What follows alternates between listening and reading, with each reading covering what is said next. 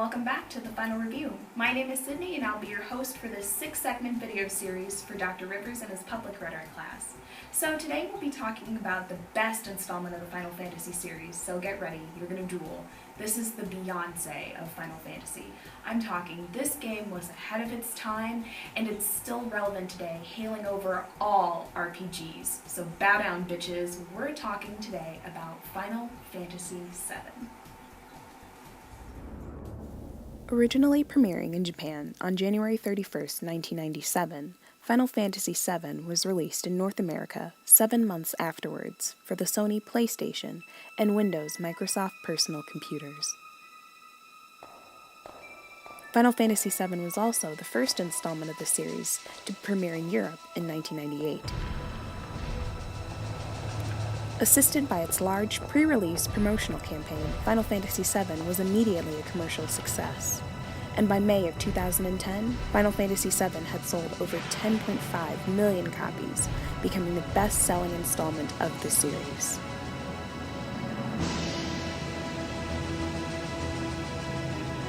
And as of now, Final Fantasy VII is still available for its original Sony PlayStation form and downloadable from the PlayStation Network and for PC digital download. The game follows Cloud Strife, who has a mysterious connection to the intimidating and powerful Shinra Electric Power Company, who extracts and cultivates the energy source Mako from the planet.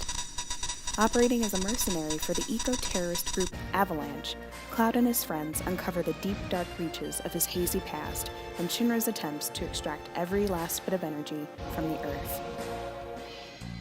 Unlike any other Final Fantasy installment before it, Final Fantasy VII houses a brand new environment in futuristic cities and some fantastical places.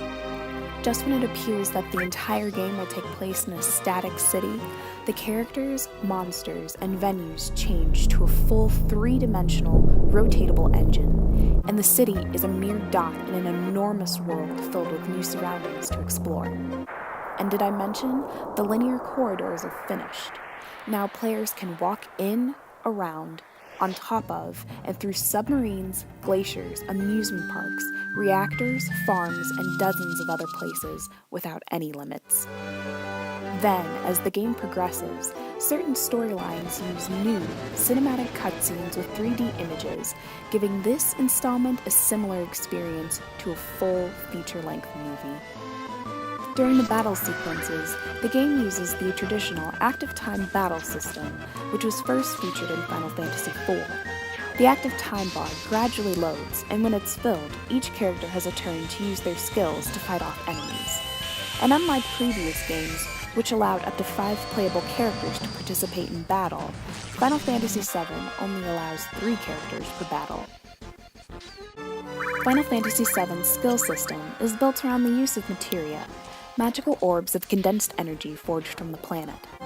Materia, when placed in special slots on weapons and armor, allow players to customize their party's skills to use magic, summon creatures, and use special abilities. In addition, certain types of materia can be combined in a number of ways to enhance characters' status or produce a mixture of abilities for a particular player.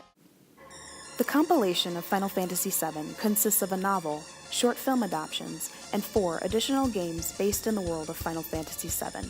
That includes Crisis Core, a prequel following First Class Soldier and Cloud's best friend, Zack. Dirge Cerberus following Vincent Valentine 3 years after the original installment, and the CGI movie Advent Children following Cloud 2 years after the installment. Now, to get that rich, well-rounded experience a player deserves while following Final Fantasy VII, it's important to carefully examine every nook and cranny during your travels. This includes taking on side quests and talking to different non-playable characters multiple times during the game. Because if sometimes you intimidate them enough, some NPCs might give up important information as to where players should go next. Also, saving your game often is pretty important, because if you do make a mistake while exploring dungeons or different places, certain areas become inaccessible, and starting a mission over again can be quite frustrating. For those of you who enjoy a thorough mixture of beautiful CGI scenes with epically fast sword fights suspended in air, fights on pieces of falling buildings, swords cutting through solid steel, big explosions, or fights on running motorcycles, the compilation of Final Fantasy VII is the mecca of your dreams. Because there's never a dull fight sequence. Don't believe me? Wait for it. Wait for it.